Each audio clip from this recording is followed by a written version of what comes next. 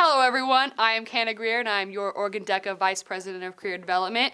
Today I am here with 5 Klamath Union DECA alumni who will be teaching you a little bit about role plays and what DECA actually is. Here today we have a combined 24 top 10 placers at the state competition and 5 ICDC top 10 as well. We have 2 state officers and 2 chapter presidents, so the credentials are all here. Good job, yeah, that was good. Now we will have the panel introduce themselves. To the left, we have Nick O'Day. I competed in the food marketing series and restaurant and food service management, and then also did a couple of chapter project written events.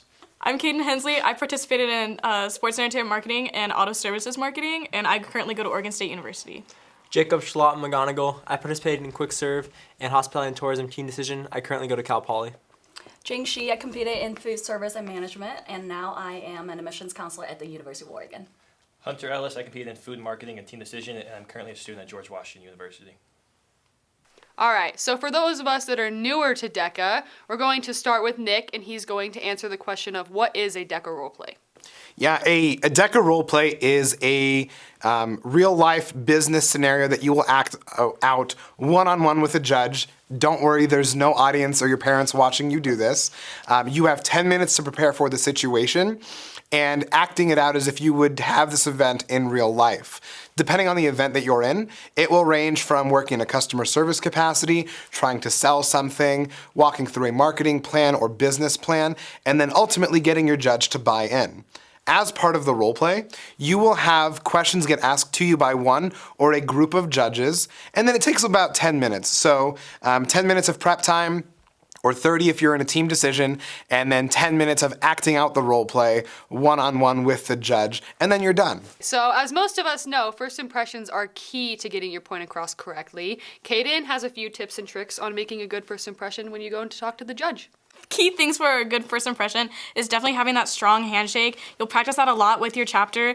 I can't stress this enough. Strong handshake is so important. Also, you want to come across with a lot of confidence, so you got to maintain that eye contact with your judge the entire time. It really just gives you off as you know what you're talking about, even if you don't. And then I always like to have a nice smile on my face because it puts you at ease and it also puts your judge at ease also, because honestly, sometimes they don't know what they're doing either. So 3 tips: handshake, eye contact, and a smile. What I usually like to do is I first ask if I can take a seat. It's something simple, it's polite, but also make sure they remember you, because most people will just sit down automatically. And then also what I like to do is I just like to restate the prompt to them. I say something as you know, Mr. President or Mr. CEO, we have this problem you asked me to solve, and I'm going to present my solution today. But also try to keep that pretty short, because they've heard the same role play about 10, 20 times already, and I don't want to waste my time that I have. I want to get to my solution, that's what makes me unique. So it's a quick restatement of the problem and then moving on to what I'm going to present to. Even if you have no idea what you're doing, as long as you smile and say, "Hello, my name is Nick, great to meet you," you'll at least start off on the right foot. You can crash and burn after that. Being remembered by the judge is very important, but there are some do's and don'ts of being remembered. Jacob, what do you have to say about that? So it's really important when you get in there that you get a really good connection with the judge. The best way to do that is just to be yourself.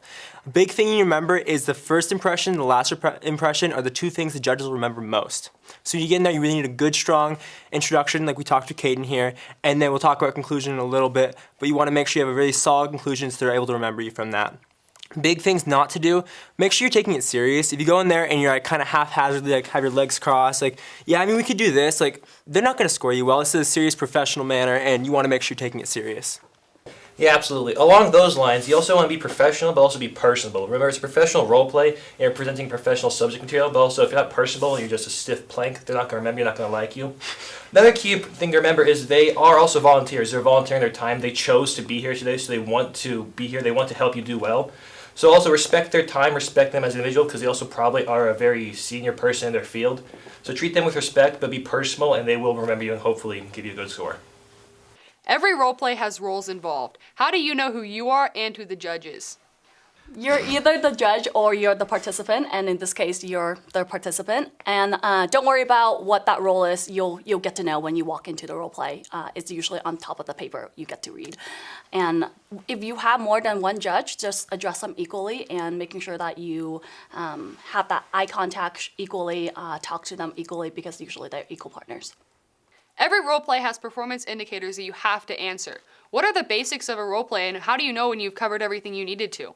Yeah, so when you're doing a role play, the one thing that's really nice about DECA role plays is they don't try to make you guess. They tell you exactly who you are, who the judge is, and the 5 things that you have to cover or performance indicators. When I start a role play, at minimum, after I do the intros, we have all that great first 7 seconds of content. The one thing I do is I create an agenda and I say, hey, Mr. or Mrs. Judge, here are, because we only have 10 minutes, the 5 things I'm going to talk about today. Those 5 things are my performance indicators. If you're a freshman or a brand new DECA member and you have 5 performance indicators, but you don't know what 2 or 3 of them might be, you should still address them at the very beginning of your role play. Even if it's just saying, we're gonna talk about these 5 things, and then one just maybe falling through the cracks, that's okay. Because when your judge goes back and scores your role play, they want to know, did we talk about these 5 things? You don't wanna make them guess. If you do end up making them guess, they are likely going to give you a lower score because it was more difficult for them to remember. If any other thing, one final piece of advice, if you get a performance indicator like explain the nature and scope of pricing as part of the marketing function, and you have no idea what that means because it's your first competition, just say, well, the nature and scope of pricing in part of the marketing plan is important because it adjusts what people are going to pay for it. And that's all you have to say, and that's okay. Okay, I know what a role play is now, but I'm still really nervous. How do I get over this fear of talking to my judge and being okay with what I'm saying? Yeah, so that's completely rational. Even your first year of DECA, every time you go into roleplay, you're gonna be nervous and you're gonna be scared, and just know that's the process, okay? The best way to get over that nervousness is to know that it's a conversation between you and another person, okay? Don't think it as, you're presenting to this boss. If you screw up, you're probably never gonna see this judge again. Like, most likely you never will. So if it goes bad, so well. If it goes great, that's awesome. Big thing to remember is the conversation you have between 2 people. If you feel like your judge doesn't like you, a lot of judges will just sit there, like straight face, no emotion, and that's totally okay. They could score you really high, they could score you really low. Some judges will be like, oh, laughing the entire time and score you really low. Whatever emotion the judge gives you has no effect on what your score is going to be, so don't let that throw you off in the process. Just know it's a conversation between you and another person.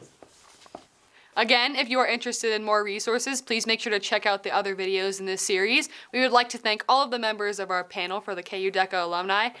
Good luck, members, and good night.